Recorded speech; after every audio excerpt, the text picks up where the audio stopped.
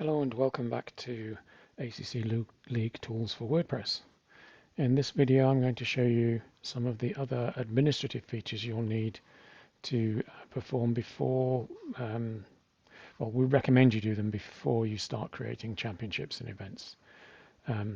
Once you have the site set up complete, you've got some front page content and some About Us page content set up, then you will see all of the menu options below ACC League Tools. Site setup is the same one that you've already completed. That's this one here. And then you've got your Championship Manager and your Event Manager. But events particularly need you to have a scoring set and a server set up.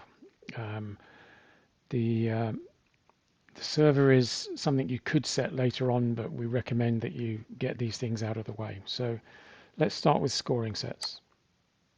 So scoring set is, as the name suggests, a set of scores that will be applied when results are uploaded. So once you have events and the event has been finished, has been run, and the server has generated the result files, you'll upload those result files, and we will go through the process of analyzing those results, importing the JSON, and turning them into an actual set of results that we can display by putting some data into the database. And then those will then appear on the event results page and also on the website for users to see. But before you can create an event, you will need a scoring set. And as I say, a scoring set is a set of scores that will be applied during that results upload process. And the simplest way to explain them is to show you how to create one. So if we click on scoring sets here, this will give you the list of those that exist, but there are none for now, so we can click on the add button to create a new one. We have to provide it with a name, and I'll just go with scoring set 1 to start with. You can have as many of these as you like, and they are reusable. So if you have different scoring sets for different championships, or for scoring sets for standalone events and scoring sets for championship events, then you can have as many as you want. So we provide the name, click on save, and now that gives us the extra bits that we will need to set up the scoring.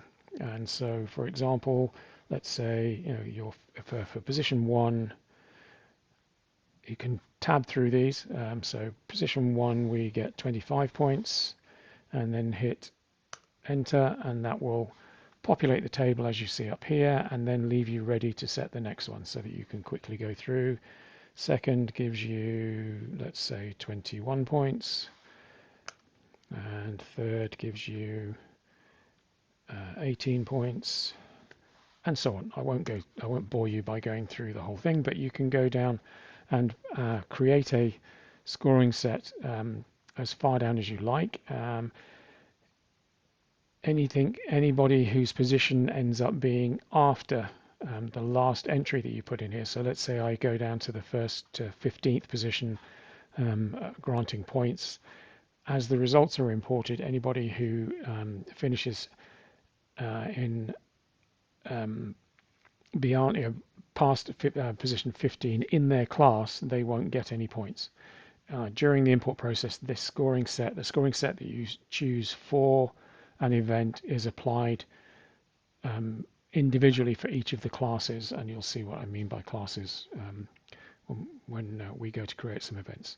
So that's scoring sets. As I say, you can have as many of those as you like, and they'll be listed in the table, and you can edit them by clicking on the name or clicking on edit and go in and add more bits to it, change the name, or whatever you want to do. So that's scoring sets. The next thing we recommend you do is set up a server. So under servers here, you'll see a list of those that you have. You may only ever have one, but we recommend you set this up as early as possible. Because when you create events in the settings, you'll need to select a server that event is going to be run on before you can generate the configuration files. So again, we can just simply click on add, and we have to give it a name again. So when you're creating servers, you can either create one that points to a local folder. So if you were hosting your own server, so let's say you downloaded from Steam the tools for running a server, and you're running that locally on your machine, then your result files will be in a folder on that machine, as opposed to being hosted by or a server, or being in something like an FTP folder or somewhere that you can get to in a hosted environment. So if you're running it locally, so let's go with that one first. As you can see through testing, I've got some names already. So local folder, we would want to not check this box, is hosted, and then we have to specify the TCP port and UDP port that server will use. And we use this to generate the configuration files for them if you want to. So these are the defaults that are usually set. So we've put the defaults in for you, 9201. You choose whether to register it to the lobby. If you don't, then you will have to provide your users with a URL or a link to get to that.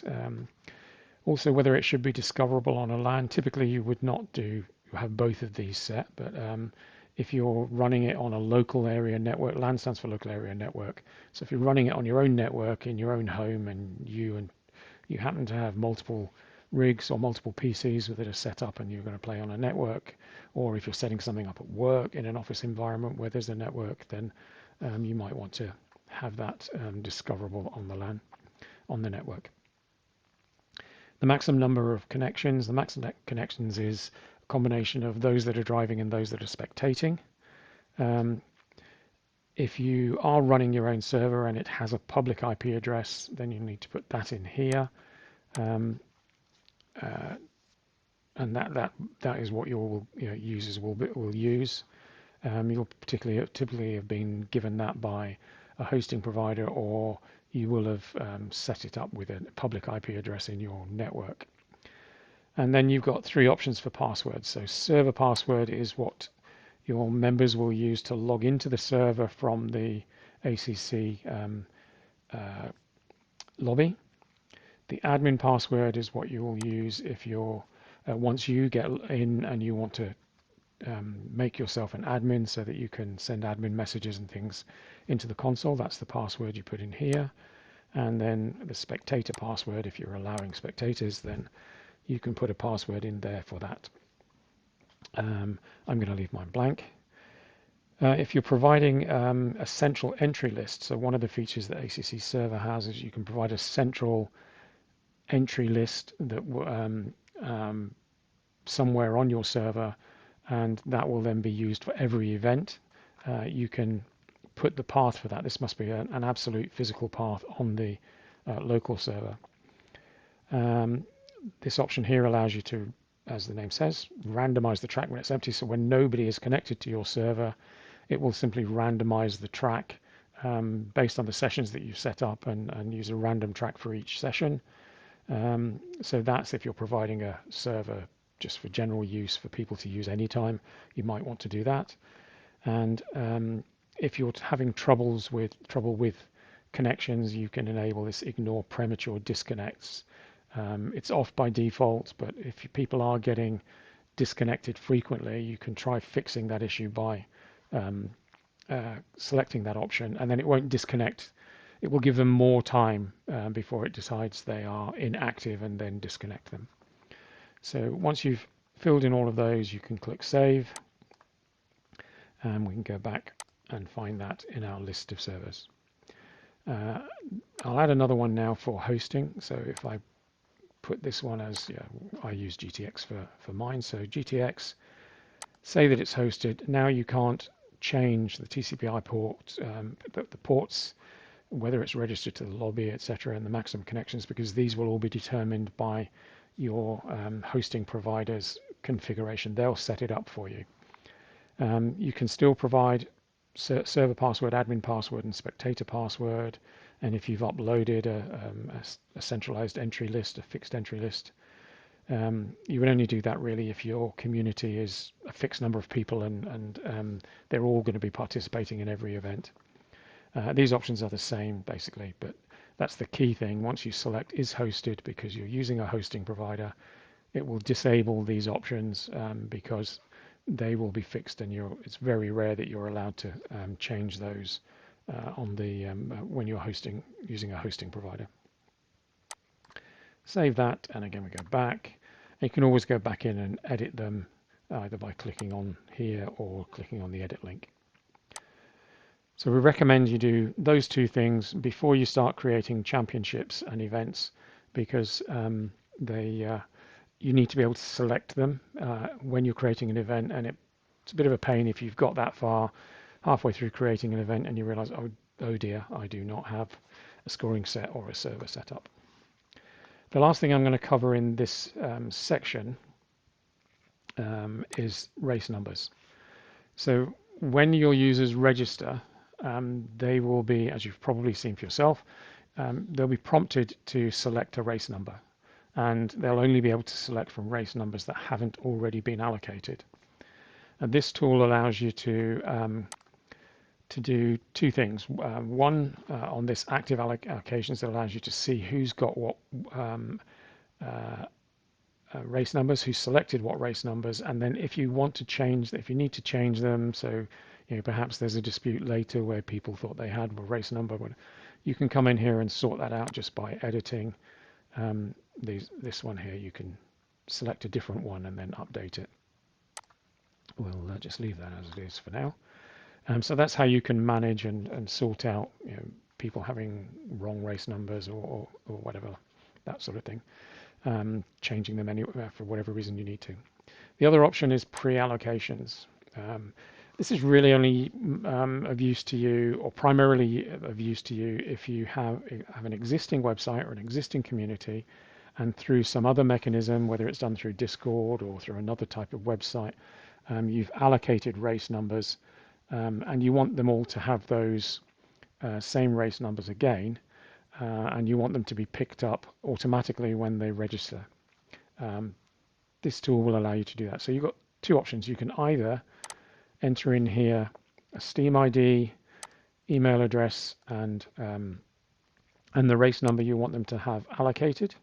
Let's say, for example, I was going to be joining your community. That's my Steam ID, that's my email address, and the race number I usually have is 56. Hit save, and that will add that as a pre-allocation. Now, as long as I haven't already registered, when I come along and register and I enter my Steam ID and my email address, that will automatically allocate me the 56 race number. And you can see here that it shows whether it's been claimed. That means that would show yes if I have come along, registered, and been given that number. The other option, which is probably more preferable if you have a rather large community, is to create a CSV file. So a CSV file is a comma separated value list. It's basically a text file where you have column names on the first row, each column name separated by a comma, and then a set of values for each row. So there's an example here how to do it. You can just create this in any text editor. So on the first line, put Steam ID, comma, email address, comma, race number, and then on each row, put the Steam ID, their email address. Email address is optional, and then the race number. We kind of use the Steam ID is the best way to do it. It's required, but the email address we can use to maybe identify people. If a Steam ID is somebody's already registered with the Steam ID, we might still be able to allocate their race number. So this one is showing how the email address is optional. It's just kind of a secondary validation. The absolute minimum is a row like this that has the Steam ID and their race number, but you do have to leave the pair of columns in between to make sure that we get the race number in the right place. With the Steam IDs, make sure you don't prefix with an S. That's something that's specific to ACC itself. We don't use the S prefix until we actually come to generate the entry list files and match up result files. We just want the number, and it's a specific number of digits, and that gets validated if you add it up here. So you'll need to know those from your members, and then once you've created a file like that, you can simply click Choose File, and I think I may actually have one here somewhere. Yep. There I can select that, click Import, and it will import those numbers into and add them to this list. So we do that. Yeah, probably couldn't do it because that file probably contains me. But you can see it has actually added a new one. So if I go into that file just to show you what it contains. So you can use a text editor or you can use Excel, anything like that, as long as you save it as a CSV file. Yeah, so I'm not going to convert that. And as you see, yeah, it's I was already in there with that. Didn't have a Steam ID for that one. So it's it's shown that it couldn't actually do what it needed to do, and you may need to just go and fix the file and make sure things are in there. So in this case here for David, because there was no Steam ID, if he registers with that email address, then he will get this number. Yeah, but the Steam ID through the form is required. So that's pre-allocated race numbers and the race number management tool. I said that was the last thing, but I will actually cover one more thing while I'm here, and that's this really simple verify option. In the video to get your site up and running, I showed you how you can upload a theme, how you can install the theme and activate it. Well, the process for updating is exactly the same. So if I were to go to add a new theme here, upload theme, choose exactly the same file, which is somewhere down here in my temp folder, like so, and install now, it will actually recognize that theme already exists and then show you here this what the current version is and what the uploaded version is. And as you can see, there's a version number in there that lets you see whether you've already got the existing version, in which case you could say cancel and go back. But to update to a newer version, you would simply say replace active with uploaded. And that will do as it suggests. It will unpack the new zip file and replace everything that it's installed to give you the latest version. This is where the verify bit comes in. And I think I need to go back to that. So once you've done that, always come into this verify option and click the verify button. The reason for that is that sometimes we have to add new database tables and or make changes to things, and we need to have scripts run that fix changes or fix anything mostly in the database, but also some pages that get registered. So after uploading a new version, come to verify and just simply click the verify button, and it will run a series of steps to make sure that all of the right things that need to be installed for that update are in the right place, the database changes have been made, and the integrity of the database has been maintained. And yeah, that's it. Those are the other administrative features, typically things that you do once and maybe never do again, apart from verify. And what remains is to go and create some championships and events, and I will cover that in a separate video. Hope you found this one helpful, and I'll see you in the next one.